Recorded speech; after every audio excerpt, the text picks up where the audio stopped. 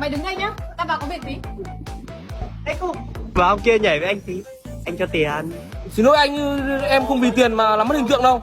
Lên nhảy với anh cho 5 củ. 5 củ của anh là cái gì? Em không vì 5 củ mà làm mất hình tượng của mình đâu.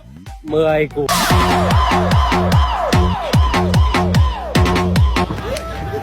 Làm gì đấy? Mọi người đang ăn như thế, nhảy mất hình tượng. Ô, nhảy thì làm sao? Nhưng mày không thấy bao nhiêu người đang ăn thế này à? Nhảy mất hình tượng. Nhưng mà anh này anh bảo anh nhảy là anh cho tiền đấy. Anh ấy cho bao nhiêu tiền mà mày phải làm thế? Hả? Anh ấy cho 10 củ. Có mỗi 10 củ. Mày thấy như thế có đáng không? Riêng em nhá. Riêng em làm sao? 50. Trông kìa, trông kìa. Nhìn như mấy con lòng quăng. Chồng mất mặt hết họ nhà trai. Đuổi hết chúng nó xuống đây. Mấy em ơi, lên đây nhảy với anh, lên đây. Mất hình tượng á, mất hình tượng đâu. 100